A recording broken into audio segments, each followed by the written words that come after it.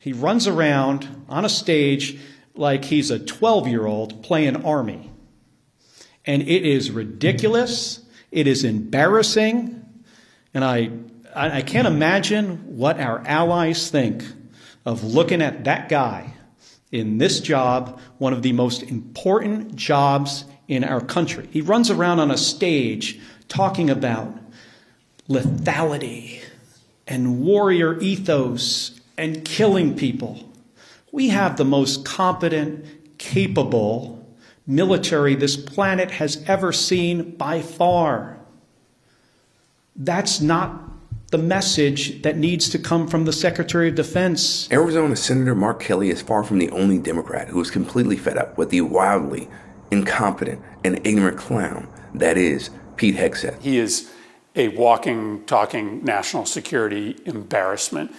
He seems more interested in winning video pull-up contests than he does in protecting this nation. He's obsessed with the weight of his soldiers, the facial hair of his soldiers, not concerned with actually keeping the country safe. Especially given your checkered past, which included paying $50,000 in hush money to settle a sexual assault allegation against you, and driving 2 veterans organizations into the ground.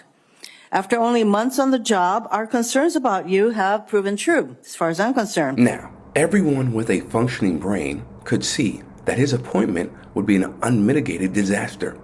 And this recent entry into his disgraceful record has hit a whole new level of disgusting. Can you talk a little bit about the strikes and the controversy around Secretary of Defense Pete Hegseth? I don't know anything about it. He said he did not say that, and I believe him 100%. So you don't know if there was the second strike to kill the 2 men after they ran through the first strike? He said he never said that. Would you be okay with that if he did? He said he didn't do it, so I don't have to make that decision. I don't know that that happened. And Pete said he did not want them. He didn't even know what people were talking about. So we'll look into it.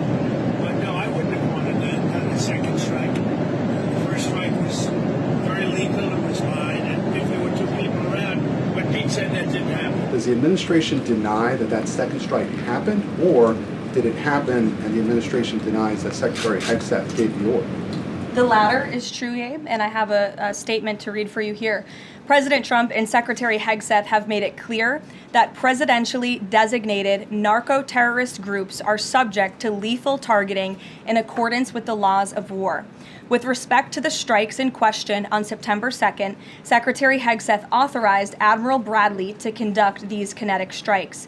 Admiral Bradley worked well within his authority and the law, directing the engagement to ensure the boat was destroyed and the threat to the United States of America was eliminated. To clarify, Admiral Bradley was the one who gave that order for a second strike. And he was well within his authority to do so. So was the initial order from Secretary Hegseth, everyone be killed, and did that come from President Trump?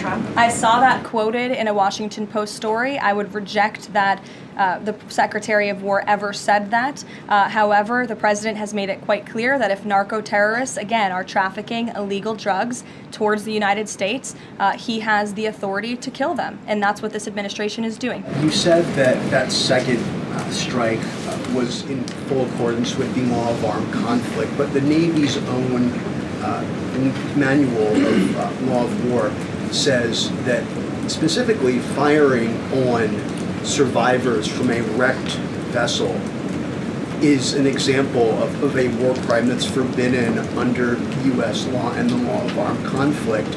So how was that second strike in following law of armed conflict and then second on immigration? Again, Andrew, I would reiterate to you the strike was conducted in international waters and in accordance with the law of armed conflict. This has been the official narrative that the Trump administration has been running with in the wake of the bombshell Washington Post report about the September 2nd double-tap strike on a suspected drug smuggling vessel in international waters. And Hegseth's reported directed involvement in the extrajudicial killing of foreign nationals. But here are the facts you should know. It is not legal to engage in premeditated targeting of people because you believe they're engaged in criminal activity. Not only is the entire operation illegal from the outset, but they're now actually targeting survivors of these strikes. People who pose no threat whatsoever to the United States are seeking to hang on for dear life, and the military is targeting them and killing them in cold blood. It is getting closer and closer to My Lai. Following orders is no defense to a war crime, and killing civilians who are not engaged in armed conflict against us is a war crime.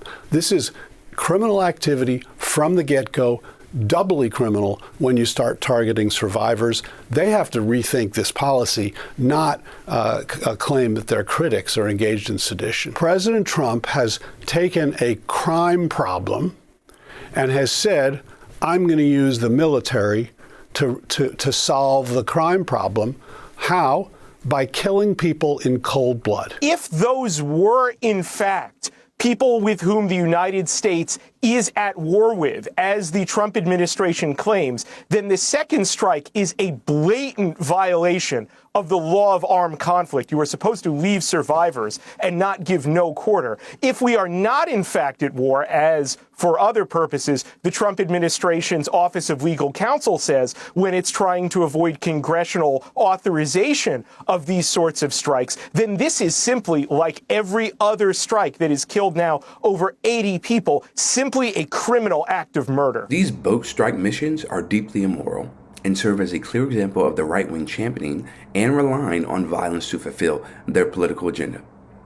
And the strikes directly undermine the reputation of the military, an image of strength it tries to project, because they could have easily captured, detained, and put these people on trial if the government is so adamant about them being these bigwig drug smugglers. What I do take issue with is the way people characterize Ted Cruz and Donald Trump's, whether it's carpet bombing or the willingness to handcuff the enemy, is their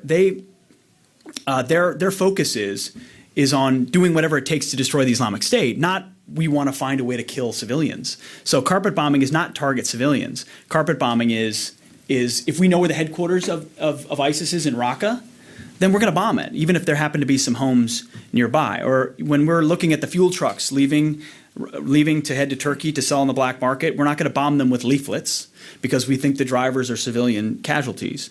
We're going to bomb the oil trucks. First of all, you have to untie the hands of warfighters, get the lawyers off the front lines or off the backs of guys. There's always going to be Army lawyers, I get it. But they need to be defending our troops more than trying to prosecute them and creating all these complicated laws that say, even in a civilian environment, in a complex neighborhood, if you kill one civilian, you're the bad guy.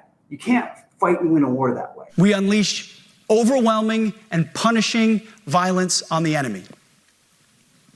We also don't fight with stupid rules of engagement. We untie the hands of our warfighters to intimidate, demoralize, hunt, and kill the enemies of our country. No more politically correct and overbearing rules of engagement. Just common sense, maximum lethality, and authority for warfighters. The way Hegseth characterizes civilian and non-combatant casualties in those older clips just shows you how much of a deranged person he is, right? Because you should feel bad as a soldier if you kill a civilian.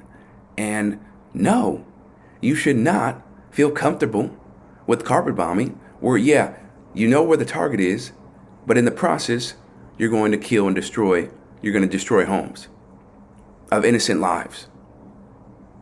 Huh? And you see, that type of thinking, right, is connected to what we're seeing with these boat strikes. It's all about we're going to do whatever it takes to destroy the enemy. And you're not even going to give them due process. Because again, they're suspected. You're supposed to put them on trial. That's how it works.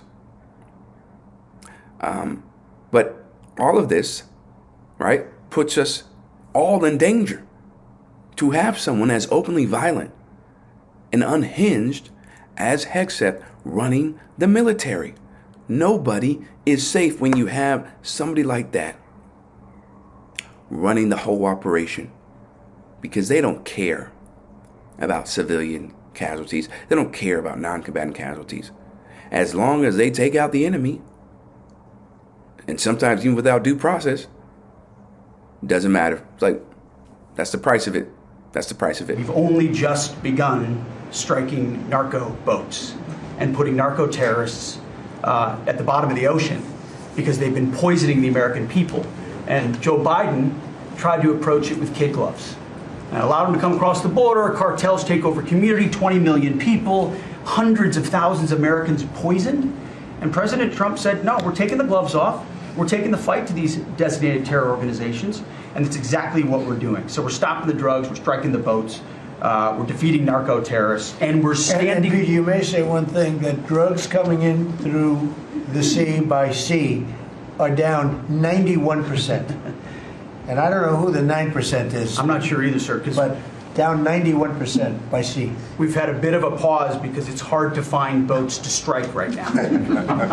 Which is the entire point, right? Deterrence has to matter. This whole boat striking operation doesn't have anything to do with stopping drug trafficking or protecting the American people, but rather manufacturing consent for a potential invasion of Venezuela and other Latin American countries and feeding red meat to the MAGA base.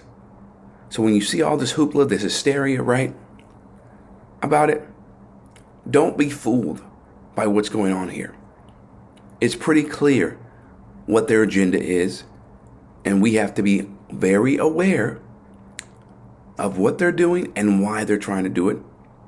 We have to hold them accountable as best as we can. For LHQ, I'm Chris Williamson. We'll see you next time.